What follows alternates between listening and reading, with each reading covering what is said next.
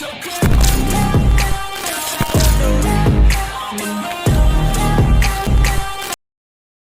हम देखेंगे HTML page structure.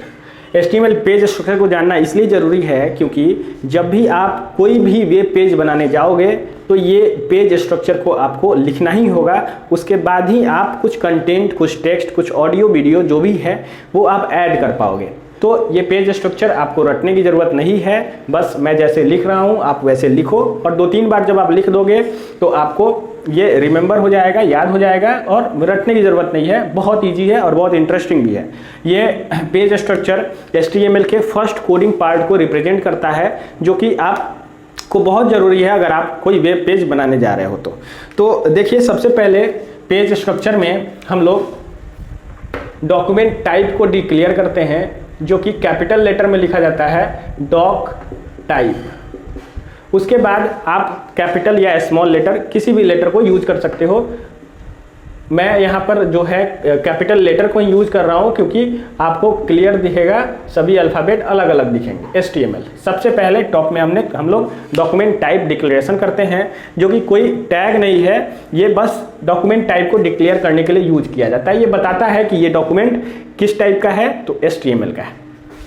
Next हम लोग HTML टैग को ओपन करते हैं और सबसे लास्ट में HTML डॉक्यूमेंट को क्लोज कर देते हैं। ये जो HTML डॉक्यूमेंट है इसको रूट एलिमेंट कहा जाता है, क्योंकि इसी में जो भी कंटेंट है, जो भी टैग्स है, एलिमेंट्स है, वो इनक्लोज होते हैं। इसलिए HTML टैग को रूट एलिमेंट कहा जाता है किसी भी HTML पेज में। ठीक है,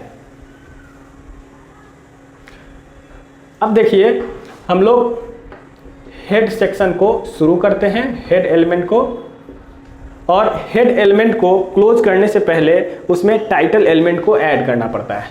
तो टाइटल एलिमेंट इनक्लोज होता है हेड एलिमेंट के अंदर। टाइटल को हमने ओपन किया और टाइटल में कुछ कंटेंट हम डाल देते हैं, page structure, page structure.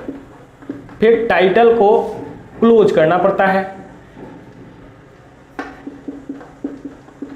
Title element को हमने क्लोज कर दिया। देखिए HTML में 2 तरह के एलिमेंट हो सकते हैं। HTML एलिमेंट 2 तरह के हो सकते हैं, एक टैग और दूसरा एम्प्टी टैग। एम्प्टी टैग भी टैग का ही पार्ट है, लेकिन दोनों में बस ज़्यादा कुछ डिफरेंस नहीं है। जो टैग होगा उसमें ओपनिंग एंड क्लोजिंग दोनों होगा, जबकि एम्प्टी टैग में केवल ओपनिंग टैग होगा। ठीक, जैसे पैराग्राफ टैग, जैसे हेडिंग टैग, जबकि BR टैग एक एम्प्टी टैग होता है, IMG टैग एक एम्प्टी टैग होता है, horizontal rule tag, HR tag एक एम्प्टी टैग होता है। तो ये सारी चीज़ें जो है आपको जानना ज़रूरी है अगर आप HTML पेज स्ट्रक्चर पढ़ते हो। हालांकि इसको मैं आने वाले टॉपिक में फिर से डिस्कस करूंगा। अभी हम लोग HTML पेज स्ट्रक्चर देख रहे हैं, तो इसको समझने के लिए ये जानना ज़रूरी था, इसलिए मैंने इसको बताया। अब देखिए, टाइटल के बाद हमारा हेड सेक्शन क्लोज हो जाता है, बंद हो जाता है। हेड को मैंने क्लोज कर दिया यहाँ पर।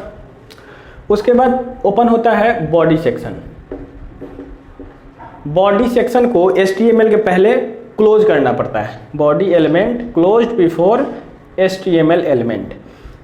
अब देखिए, ये इंपॉर्टेंट है जानना कि जो हम कंटेंट डालते हैं, जो वेब पेज पे हमें विजिबल होता है, वो कहाँ होता है, तो वो बॉडी एलिमेंट के बीच में इनक्लोज होता है। बॉडी एलिमेंट के बीच में हम लोग जो भी डालेंगे, जो भी टैग्स को यूज करेंगे, जो भी एलिमेंट्स को यूज करेंगे, सेक्शन को यूज करेंगे, वे सब वेब पेज में यूजर को दिखेगा। और टाइटल में जो भी कंटेंट हमने यूज किया है, वो कंटेंट यूजर को ब्राउज़र के टैब में विजिबल होता है। जैसे सपोज कीजिए google.com आप ओपन करते हैं तो कंपनी का नाम गूगल दिखता है क्रोम के टैब में, या फिर आप फेसबुक ओपन करते हैं तो कंपनी का नाम फेसबुक दिखता है टैब में। तो फेसबुक ने क्या किया होगा, ऐसे ही HTML फाइल को क्रिएट किया होगा और अपने टाइटल में फेसबुक लिख दिया होगा। गूगल ने क्या किया होगा, ऐसे ही HTML डॉक्यूमेंट तैयार किया होगा और अपने टाइटल में क्या ऐड किया होगा, गूगल ऐड किया होगा। तो टाइटल में जो भी कंटेंट हम डालेंगे वो ब्राउज़र के जो टैब है उसमें दिखेगा। अब हम चलते हैं बॉडी सेक्शन में। बॉडी सेक्शन में जो भी कंटेंट, जो भी टेक्स्ट, इमेज, फाइल जो भी आप डालोगे वो वेब पेज में विजिबल होगा। जैसे कि हमने एक हेडिंग डाला, H1 टैग को यूज किया जाता है वेब पेज में हेडिंग डालने के लिए। जैसे हेडिंग में डाला माई वेब पेज स्ट्रक्चर और हेडिंग को हमने क्लोज कर दिया। तो आप जब इसको रन करोगे अपने ब्राउज़र पे तो आपके वेब पेज पर my web page structure bold और बड़ा फॉन्ट में दिखेगा, जो कि आपका हेडिंग कहलाएगा, और टैब में पेज स्ट्रक्चर देखने को मिलेगा।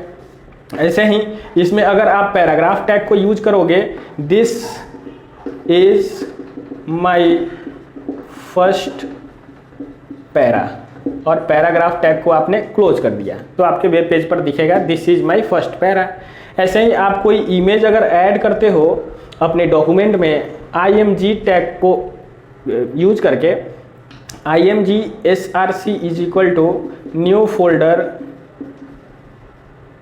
स्लैश first.jpg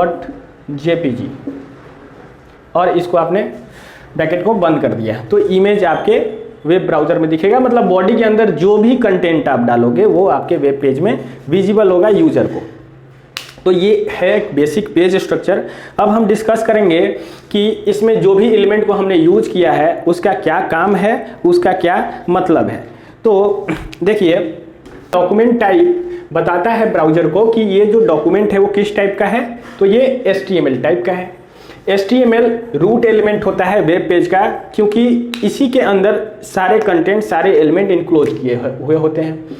हेड एलिमेंट में कुछ मेटा डेटा होता है। मेटा डेटा क्या है, जैसे कोई एक्सटर्नल फाइल, एक्सटर्नल लिंक, जैसे कोई CSS फाइल है, कैस्केडिंग स्टाइल सीट फाइल है, कोई लिंक है जो कि बाहर से कनेक्ट किया गया है, एक्सटर्नल लिंक है, अगर कोई स्टाइल है, उसको, इन सारे मेटा डेटा को हेड सेक्शन में इनक्लोज किया जाता है, ऐड किया जाता है।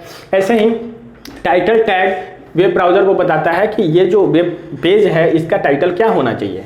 बॉडी टैग वैसे सारे कंटेंट को इनक्लोज करता है जो कि वेब पेज पे विजिबल होते हैं, दिखते हैं। ऐसे ही बॉडी के अंदर जो भी कंटेंट विजिबल होते हैं वो सब वेबसाइट के फ्रंट एंड पार्ट पे दिखते हैं, फ्रंट एंड पार्ट पे विजिबल हो पाते हैं। तो ये है HTML का एक बेसिक पेज स्ट्रक्चर। इसको आप 2-3 बार अपने कॉपी में, अपने नोटबुक में लिख दोगे, आपको याद हो जाएगा, समझ में आ जाएगा और इसको रटने की ज़रूरत नहीं है, बहुत ईजी है। जब भी हम कोई भी टैग एलिमेंट की बात करेंगे तो हम लोग बॉडी के अंदर ही उसको लिखेंगे, बार बार इसको लिखने की ज़रूरत नहीं है, क्योंकि ये आपके सभी HTML डॉक्यूमेंट में होगा। हमें जो चेंज करना है वो बॉडी के अंदर के सेक्शन को ही चेंज करना है, या कुछ ऐड करना है तो बॉडी के सेक्शन में ही ऐड करना है। तो आज इतना ही, हम लोग अब नए लेक्चर में मिलते हैं नए वीडियो के साथ। तो आज इतना ही, हम लोग नए वीडियो में नए टॉपिक के साथ मिलते हैं। नेक्स्ट टॉपिक पढ़ने से पहले आप रिवीजन जरूर करके आएँ ताकि आपको समझ में आए, और वीडियो अच्छा लगा तो कमेंट में ज़रूर बताएं। थैंक्स।